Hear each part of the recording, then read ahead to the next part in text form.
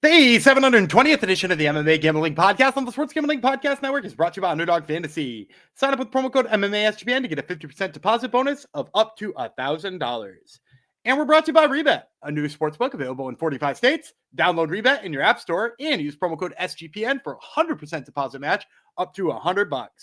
And finally, we're brought to you by Rhythm. Start crushing the college football and NFL seasons with Rhythm. Get your 7-day free trial today by going to sportsgamblingpodcast.com/RITHMM.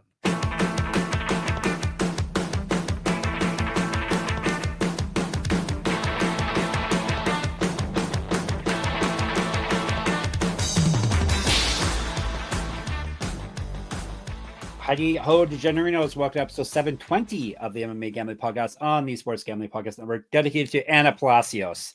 The short queen came through. We'll talk about Invicta. We didn't have time yesterday. We'll talk a little bit about Invicta today, because I heard only that's the only fight I actually got to watch was the Anna Palacios ones. I haven't had time to watch the rest, but yeah, I heard somebody did good with their picks. So more on that. It was not me. I did not make picks. I'm just the Ali. Gumby is the Ooper. I would be the king of the North, Taco Fox, the king of the UFC, Taco Fox. And of course, this is a regional episode, KSW 101, Le Classique, episode 2. Yesterday, we did the first 5 fights of the night. Today, we're finishing off the fight card for you with winning picks. The MMA Gambling Podcast never sleeps, even when the UFC does. So, Gumby, that would be Daniel Gumby Vreeland. He is the gentleman who does so good at regional MMA. Let's get an update from him. Let's talk a little on Invicta. Let's see how he's doing with his picks on the year. Let's go from there. Hello, Mr. Gumby. So the regional picks this weekend went 11-2 with 2 fights falling off. And Anna Palacios by fight time was a plus 400 underdog. Didn't look so hot to begin with that fight either. I was like, she started a little slow, but it's what I said in the breakdown. And actually, some nice gentleman commented in the or maybe lady, I don't know, commented in the YouTube. It was a gentleman. Comment in the comments that my read on that fight was absolutely perfect, and I've been killing Invicta, which is true. I went back and looked. Invicta's been one of my best ones on the year. But yeah, I said in the breakdown, she's fast. It's atom weight. Do you know what matters? Being fast at atom weight. That's pretty much it. And her wrestling defense held up, which is all we really needed it to, is we needed her in the clinch to win the positions, and she did. She moved in and out of range. She absolutely lit her up on the feet. I was a little disappointed with Invicta that we didn't have the open scoring. I've grown so used to it. Yep. Basically either keeping my nerves down or whatnot. But not having it, I was like, she had to have won that fight, right? I'm pretty sure she won that fight at 4-1. But we swept Invicta this week, 4-0. My lightning round picks, I did have, so one of my underdog picks fell off. The fight fell apart the day of the fights. Another of my lightning round picks fell off as well due to injury early in the fight week. And then my other lightning round pick did lose. Her wrestling defense wound up letting her down, which is kind of crazy, because Ashley Smashley was smashing on the feet, which was kind of surprising. And then her wrestling let her down, which is completely backwards from what I thought. But she's a good prospect. She'll rebound. Overall, 4-0 on the actual picks, clean sweep, 2 underdogs, great night. And then we went, with that one being 4-0, we went 3-1 and 4-1 in the other promotions. So overall, great night, up to 43 units up on the year. Shout out Anna Palacios. Yeah, exactly. Shout out to Anna Palacios. You were right not to quit the short queens, because they'll come through for you in there. I don't think she's as short as they keep saying she is. Really? Because in that fight, no, she's short. But in that fight, she didn't look like she was giving up what I think it was supposed to be 7 inches of height. I mean, she looked shorter, but not 7 inches shorter, right? Did you? Yeah. Or the guy, I don't know if her coach or whatever that was in her corner is mega short too, because he was not much taller than she is. So I don't know. Yeah, maybe it's a dad or something like that. I don't know. Maybe, But yeah, no, she looks great. I hope to God that this is really the year where the UFC gives us an atomweight division, and if they do, I think she'd be a great fit. Her speed and her striking, very fun, low key, good wrestling. Put her on a card with Loma Lookboom, and let's make it happen in atomweight. Yeah, that would be very fast. Yeah, speaking of, we'll jump back to the UFC for a second. Speaking of speed, that Manel Cape fight came on right after a light heavyweight fight. Holy moly. That Manel Cape beats Mohamed Mokaev. I'm just saying those words out loud. Yeah. I picked him to beat Mohamed Mokaev. He came out and didn't fight at all in that fight. And my argument here is if he let go like that and he lit Mokaev up on the feet like that, his wrestling would have gone bye-bye and he would have easily won a decision against him. I think he's getting the title fight next too. I don't think so. Not based on what Dana White said. Oh, really? I didn't hear what you said. The post-fight press conference said, we'll get him what he wants. And somebody was like, he said he wanted a title fight. And he was like, well, not that, but something else he wants. Why not though? Like Roy I mean, you're running out of options, I think. Yeah, it's exactly. The crazy thing. And that's, I mean, that's why Asakura came out of the woodworks is like, what else is there for Pantoja at this point? Like he is cleaning that division out. He cleaned it out on the way up is the biggest problem. Yeah, well, more on that. We're going to have our futures episodes very, very soon, and we'll let you know what we think of Pantoja and Cape and all those other people. Or Cop. I think they were calling him Cop last night. So sure, whatever. We'll continue to get it wrong along with Surreal Gain. With Surreal Gain. Speaking of getting things wrong, we're gonna do some more Polish and French fighters. So we're gonna have some fun today. After I remind you, make sure you download the SGPN app if you have not already. I know most of you cool people have, but in case maybe you're new to our fold. It's completely free, and you have easy access to all our shows and all our pick pages, and of course, all of our articles, free wherever you get your apps, the SGPN app. So search for it. All right. People who weren't on yesterday's show, you should definitely listen and or watch it. Gumby was very excited about one of the lines I gave him. Today is part 2 of KSW 101. Le Classique, Nanterre, France, a suburb of Paris. We learned that yesterday. Going down on Friday, 1 p.m. Eastern is the start time for the first half, or the start of the card, we'll say. 10 fights in Paris La Défense Arena. So we're going to break them down in the order that KSW says they're going to appear in, not Topology. Topology has the same fighter fighting 2 people back-to-back. So I don't think they're doing it. Even though they do some wacky things in Europe, I don't think that's going to happen this year fight card. We're starting with a 185-pound fight. Laïd Zerhouni from France. Alain van de Merckt, not from France. He is from, I assume, Dutch, Netherlands, I'm assuming. No, Belgium. Not close enough. All right. 3 5-minute rounds, 185. You have odds for all these fights that we're going to break down today, Gumby? I know I do for this. I'm not sure I have them for all of them. I think the Szczepaniak fight I might be missing. Yeah, I don't have them for the Szczepaniak fight. All right. We'll make you guess that one. Van der Merckt is top boy. 8-0, 4 knockouts, 4 submissions. That is a very well-rounded fighter. This is his debut in KSW. He's a regional champion. Used to fight at light heavyweight, 6 inches of reach, so quite a bit of reach advantage over Zerhouni, -110. We're getting really good odds, too, on KSW. All these fights, good matchmaking, short odds on all fights we've covered so far. Not the main event. No. Yeah, other than that, it gets a little worse as we get to the last few fights. Zerhouni, 13-9 with 1 no contest, 4 knockouts, 8 submissions. He's been knocked out once, submitted 6 times. He's 2-1 in KSW. He's won 4. Actually, he's gone 4-1 with 1 no contest over his last 6. Got TKO'd in his last fight. He's got multiple regional championships on his mantle. Correct. Get the shirt. sportsgamblingpockets.com/store, or get the shirt I'm wearing right now that says sticky on it. Get the sticky shirt. All right. He's 0-1 or went 0-1 in Bellator. Bellator never die? Question mark. Used to fight welterweight, 2 years younger than Van de Merckt. An inch taller, -107. So pretty much a pick 'em. Hey, so I can make fun of Bellator real quick one more time. Okay, do it. Did you hear when they asked Don Davis, the owner of PFL, who famously does not like MMA? He's admitted to. Did you hear when he said they were like, what's going on with Bellator and PFL this year? And he was like, PFL is going to have one of the greatest years ever. But he didn't even respond to the other half of the question. I love it. I'm going to go Van der Merckt here. I was surprised to see the line as close as it is. I think it belongs that close, to be fair. Because while Zerhouni's record isn't as good as Van der Merckt, Van der Merckt's fought kind of a low level of competition. He's the champ of Levels Fight League, which I offered to do a show on earlier this a couple weeks ago. And Jeff is like, what the hell is Levels Fight League? But like he fought for Levels Fight League, which is a fairly decent promotion out of the Netherlands. He himself has looked really good. He's famously a guest of the Top Turtle MMA podcast. He was supposed to be on Contender Series this past year. I believe he was supposed to be on week 9. He got pulled off for having visa issues and then turned around and signed with KSW immediately after. Basically, if he couldn't get into the country, he was going to get big fights over here. The bottom line is that, like, you mentioned his finish rate. I actually think he's a lot more one-dimensional than his finish rate says. Like, I am not super high on his striking.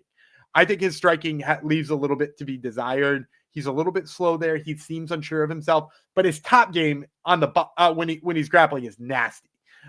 He's got really good head and arm chokes. He moves to positions really well. He transitions through the guard really good. And if you watch Zerhouni, like, he's a big power puncher, and kind of overextends himself. He's there to be countered.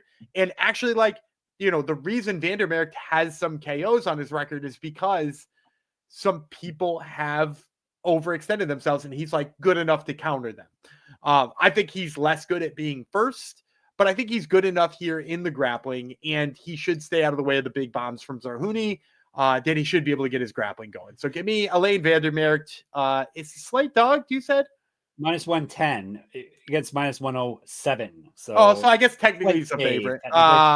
Technically he's a favorite. But yeah, like I'll take him. I think Zerhouni's, like I said, big power puncher, sits down on his punches a little bit too much, is going to be a little too stationary. That seems like a recipe to get taken down at some point here. Is Top Boy a grappling because he fights on top? Well, is that why he's Top Boy, or don't you know? I think Top Boy is an expression that you're like the number one guy in a prep school in Europe, if I'm not mistaken. Yeah? Okay. I think I could be wrong about that. I also think there's you're never wrong. I think there's a TV show called Top Boy, if I'm not mistaken. Too. Okay. All right. I've heard of TV. I haven't heard of TV in Belgian TV. Never watched TV. it. I've heard of TV. I've heard of TV. we had TV growing up. All right. Before we move on, Underdog Pick'em has one of the biggest menus for all sports. You can win up to 1,000 times your entry with Underdog streaks. Underdog is always making it easier to win with profit boosts and gimme pick'ems. NFL, college football, college basketball, MMA, NBA, NASCAR, and more. And you now use specials and boosts on all flex entries. Do you have a play for us for this here Monday, Gumby? You already gave us a Monday Night Football one, but maybe you got another one. Yeah, so we're going to be on Monday. I guess I'm going to jump all the way over to Tuesday because Tuesday's got some exciting basketball. We got the Thunder and the Bucks and the NBA Cup Championship. I'll take the higher than on Shai's points. I think this dude is going to try to take over this game all by himself. He's got some supporting characters, but with Chet Holmgren out, his points totals look a little bit better. So I'll take Shai's higher than on his points in the NBA Cup. Toronto's own Shai Gilgeous-Alexander. Sign up with our promo code MMA SGPN to claim your special pick and first time deposit offer up to $1,000 in bonus cash. UnderdogFantasy.com, promo code MMA SGPN. And we're brought to you by Rebet. Rebet is a new social sportsbook available in 45 states. There are plenty of betting opportunities available on Rebet. It's easy to use and great for people in states where traditional sportsbooks may be restricted. Download Rebet in the App Store and use our code SGPN for 100% deposit match up to $100. That's Rebet, promo code SGPN, aka SIGPIN. All right, back to France, back to KSW. Let's get back to the right page on my spreadsheet first before we do any of this stuff. I am nothing but prepared and professional totally here. All right, this is the fight that Gumby says he does not have odds for, so hopefully I do not screw it up and say the odds. This is the gentleman who's fighting two different people. Artur Szczepaniak. He is from Poland. We've talked about him before, have we not? I remember that name, I think. Yeah, because you mess it up more than just about anybody. And now you got it. So because I heard you say it multiple times today, and I guess I'm paying better attention today than I normally do. He's fighting Alex Lohoré. He is from France. This is a very big France versus Polish fight card. Polish promotion, and they're fighting in France. So it makes sense here. These guys are fighting at 174 pounds, Gumby. Okay. The vaunted and much revered weight class of 174 pounds. All right. Szczepaniak, King. Oh, I just realized he's King. He's fighting the Killer King. Did you realize that? Amazing. I didn't know. I thought you were going to tell me it's King because he's King Artur. Oh, yeah, that was fine. Whatever. King Artur is 11-3, 6 knockouts, 3 submissions. He's been knocked out twice, submitted once. So he got finished in all his losses. 4-2 in KSW. Lost win over his last 4. He got submitted, or he won via submission in his last fight. Won't tell you the odds. Almost, but it didn't. The Killer King, Lohoré. Does that mean he's going to kill The king, perhaps. 25-10, 13 knockouts, 7 submissions. He's been knocked out 5 times. This is his debut in KSW. He's won 2 straight. Before that, he lost 2 straight. Before that, he won 2 straight. So everything comes in twos for him. Won his last fight, 2 fights via TKO, because it comes in twos. Multiple regional championships on his mantle. Correct. Get the shirt or get this shirt. sportsgamblingpodcast.com/store. Used to fight at middleweight, 2014 pro MMA debut. So is To Kill a King going to kill a king? I don't think so. Okay. I like Szczepaniak, and I'm assuming like -170. 161. You almost nailed it. There it is. Yeah. I knew Szczepaniak could be a favorite here. I really like Artur Szczepaniak. I've liked him a lot in the past, but I will say in this fight, I'm like a little hesitant on him just because all of his losses seem like he's doing really well on the feet until he gets caught. And that's like, that is the MO sort of Lohoré, is like he throws hard enough to catch you. And so like before I, back the Brinks truck up and dump it all in on Szczepaniak here, like just have a little bit of a pause knowing that like there's a, more than whatever the odds dictate is the chance that Lohoré could land that big bomb. But with that being said, like Szczepaniak works really well in the clinch. I like his ability to hold fighters up against the cage and sort of wear on them. He does it pretty well because he gets backed up a lot. So he winds up in the clinch when he decides to move forward. And then he reverses positions well, holds his opponent there, does a little bit of damage. And like Lohoré seems to have trouble with that. I think if this were to turn into a grappling match, Szczepaniak could win that grappling match pretty easily. And then in addition to that, like I think Szczepaniak is way cleaner on the feet. He's really light. He bounces. He gets in and out of range really good. He lands some nice kicks. Like I really like the way he moves in the cage. I think it's going to give Lohoré problems. I just worry about like that one moment. Like Bartoszynski knocked him out, and it was like not because Bartoszynski was like killing him the whole fight. It was literally just because like during one exchange he got sloppy a tiny bit and got punished for it. And so like I can see that happening again, but like hinging a whole bet on that, especially when it's not even 2-1 money on Lohoré, probably not worth it for me. So I'm going to take Szczepaniak here, but with a little bit of caution. All right, there you go. We don't lean, we give you locks, but we are allowed to caution you. Always that is one. We don't even say locks. We don't say any. Exactly. Sometimes we say locks, but we give you picks. All right, scrolling. We're going to third from the top. Lightweight. It's all lightweights now. Yeah, it's all lightweight the rest of the way. Ramzan Jembiev, he is from France. Hadji Ndiaye, he's from France as well. 3 5-minute rounds. I will tell you about Ndiaye. Gain D, 6-2 with 1 knockout. He's been knocked out once. 1-0 in KSW. He's won 2 straight. Before that, he lost 2 straight. November 2022 is what I'm trying to say was his last loss. 4 inches of reach over Jembiev, plus 163. Jembiev, Loup Noir, Black Wolf, 5-2, 3 knockouts, 1 submission. He's been submitted once. 2-1 in KSW. He's won 5 of 6. He did lose his last fight via submission. Used to fight at featherweight and 160 pounds. 8 years younger than Ndiaye, minus 225. So the odds are getting a bit steeper as we move up the card. And it's all Jembiev here. I can't believe this isn't 4-1. This is a good parlay piece. Ramzan Jembiev. If you watch Ndiaye, my big problem with him is like if he is not grappling, he is not good. And I actually in some of his fights, I've seen his takedowns look kind of ugly too. Like the later he gets into fights, the more desperate he is because he keeps getting hit on the feet. He fought Adam Shelley. I want to say I think it was in Cage Warriors. It might have been in a different promotion, but he fought Adam Shelley.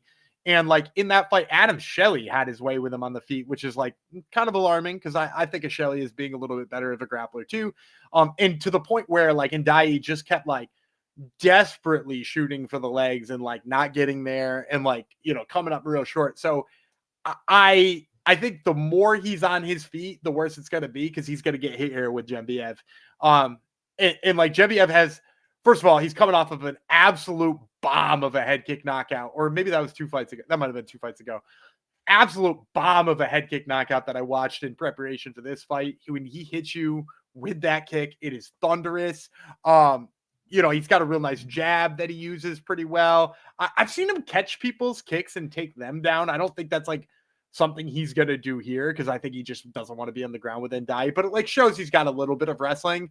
And against a guy who like when he starts getting lit up, shoots desperation shots, like that's probably all he needs here. So I'm going to take Jembiev. I think he is absolutely going to piece him up. And this is a great piece for parlays. Good. Wider odds, but still enough for Gumby to get excited about it. So that's good. All right, let's get to the co-main event. As Gumby said, nothing but lightweights the rest of the way. Davy Gallen versus Marcin Held, a name you may be familiar with. So we have France versus Poland again. And I will tell you about, I believe I'm telling you about the Frenchman first. Gallen, 21 at 9-2 with 1 no contest, 6 knockouts, 7 submissions. He's been knocked out 3 times, submitted 3 times. This is his debut. He's lost 2 straight. Actually, he went 0-2 with 1 no contest over his last 3. He got TKO'd in his last fight. That was back in September 2023. He's not won since May 2022. 3-2 with 1 no contest in Bellator. Multiple region championships on his mantle. Correct. Get the shirt. sportsgamblingpodcast.com/store. Get sticky. Used to fight at welterweight. 2011 pro MMA debut. Plus 225.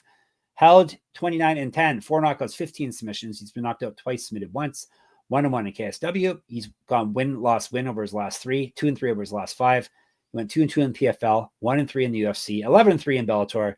Missed weight before at 155, 2008 pro MMA debut, a grappling champion, a silver medalist in pancration, 3 years younger than Gallen, an inch taller, 3 inches reach, minus 333. I'm going to go dog here. I like David Gallen. It's funny. I think a lot of this hinges on if you look at the records and you see Gallen has 3 of his 9 losses by submission, and you see he's fighting Marcin Held, you might be like, it's not something I really want to get down with. But he hasn't been subbed since his 7th pro fight. He was 4-3 after 7 pro fights with 3 submission losses.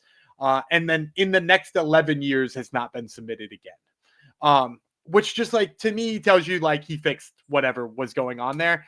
And is he flawless? No, he's not flawless. Like he still has his own issues, particularly with takedown defense sometimes. But I would tell you like the one thing I'm not like blown away about Marcin Held is like he's never had good takedowns. Like that's kind of been his thing, right? It's like he's sick at jiu-jitsu. He does a really good job of using it. And then he just like doesn't really know how to get you there. I mean, like he went into that 3rd round of that. It was him who got kneed in the head by Damir Hadjovic, right? By doing an Imanari roll in the 3rd round, despite being up 2 rounds to none. Sure. Imanari rolled into a takedown and then just was like immediately kneed in the head and knocked out. It was like the dumbest thing you've ever seen. And so like his takedown style is not particularly good. And Gallen, like I said, he's had some issues before with takedown defense, but he doesn't settle into positions. Like if you take him down, he doesn't just wait for you to, do what you need to do on top or anything like that. He gets back up, shoulder walks, he wall walks, he does all the things that he needs to do. And on the feet, I think he's way better. Like Marcin holds his hands kind of low. Gallen's got some like kind of nice hooks that I think he could land here in this fight with Held. I think he's just got to stay off the ground and get back up if he does happen to get taken down. And at, what do you say, plus 225? Like, yeah, definitely. Yeah, definitely worth a sprinkle there for Gallen. Fun underdog play. Just hoping the grappling doesn't take over. All right. There you go. Gumby gives you at least 1 dog, which is good. You can usually count on Gumby. Get your dogs. All right. Before we get to the main event, let me tell you about mybookie.ag. We're brought to you by mybookie.ag. MyBookie has been running on SGPN for years. Check out their new and improved website. Great on mobile. Plus, they got props for every game and the live dealer casino. Even new early cash out options are available. Check out the MMA odds there. And when you go to mybookie.ag, use promo code SGPN for 100% deposit match up to $1,000 plus a $10 casino chip. That's mybookie.ag, promo code SGPN. And SGPN's proud partner, Rhythm, is the #1 AI-powered sports betting platform that helps provide bettors of all levels the ability to build custom predictive betting models in seconds and get predictions for betting on money lines, spreads, totals, and props. Build your own model, copy one of the top performing models from the leaderboard, or have Rhythm build you a model. You now track all of the props in the Rhythm app. They got NFL picks, NFL props, college football, college basketball, and in the NBA. Rhythm has it all. Do they have Al Horford props? Of course they do. They have it all, I told you. Claim your 7-day free trial today by going to sportsgamblingpodcast.com/rhythm. That's sportsgamblingpodcast.com/RITHMM. And we're to our main event. It is for some shiny gold KSW lightweight championship. Salahdine Parnasse, the champion from France, versus another Frenchman, Wilson Varela. 5-minute rounds, 155. Tell you about the challenger first. Varela is the prototype. 12-5, 5 knockouts, 4 submissions. He's been knocked out once, submitted once. 4-1 in KSW. He has won 6 straight, 2 straight via TKO. He's not lost since August 2022. 2014 was his pro MMA debut. 2 inches of height, 2 inches of reach over Parnasse. plus 450. Ouch. Parnasse, 19-2, 4 knockouts, 7 submissions. He's been knocked out once. 11-2 in KSW. He is the champion. He has defended the title once. He is also the featherweight champion. 6-1 over his last 7. Won his last fight via DKO. Used to fight down at featherweight, up at welterweight. 2 years younger than Varela, minus 800. Yeah, minus 800 makes all the sense in the world. It could be higher. Parnasse has, been the champ over here at KSW, and he's sharp everywhere. He's a guy who I think would hold his own very well with a lot of lightweights in the UFC. His striking style is one that I think can be like a little bit overly safe at times. But he does a really good job of technically picking people apart. He's punishing in every single good position he gets. If he backs you up against the cage, he does damage. If he gets in top control, he does damage there. He's just a guy who's really hard to get away from. And we've seen Varela struggle with people who are not as good as Parnasse. He fought Michael Dufour and could not get away from him wrestling wise. Even struggled on the feet with him. Not that MMA math works out here, but he has lost to guys who are far worse than Parnasse here. So I think Parnasse is probably just going to pick him apart on the feet until he gets bored with that and take him down. And then he's going to beat him up there too. So yeah, give me Parnasse, negative 800. We're never excited for negative 800 here. No. Not what we do at the MMA Gambling Podcast. But with that being said, he's still got to be your pick. We are obligated to give you winners, and we don't set the lines. We move them. We don't set them. All right. Recap. Parnasse, Gaillon, Jembiev, Szczepaniak, and then de Merckt. Correct? That's right. Cool. You like this fight card? Are we watching this? It's pretty fun. I'm a big fan. So I'd be more interested in watching Parnasse if Parnasse was fighting somebody tougher. I think the Gaillon held fight is weird as hell, and I like me a weird fight. Yep. I'm a big Szczepaniak fan. I like Alain van der Merckt. Those are both guys who I really like, and I like Kekshil too. I'm kind of surprised he's over here and not stealing Octagon. So there's 3 or 4 fun guys to watch on here. So I'll just definitely be tuning in and out. All right, and we can't be picky this time of year with the MMA. Not a lot of MMA. KSW always puts on a good show, regardless of who's fighting. So check that out. We'll be chatting about it for sure in the Discord, sportsgamblingpodcast.com/Discord. You can check us out on YouTube, of course. If you're not already, make sure you subscribe to the MMA Gambling Podcast.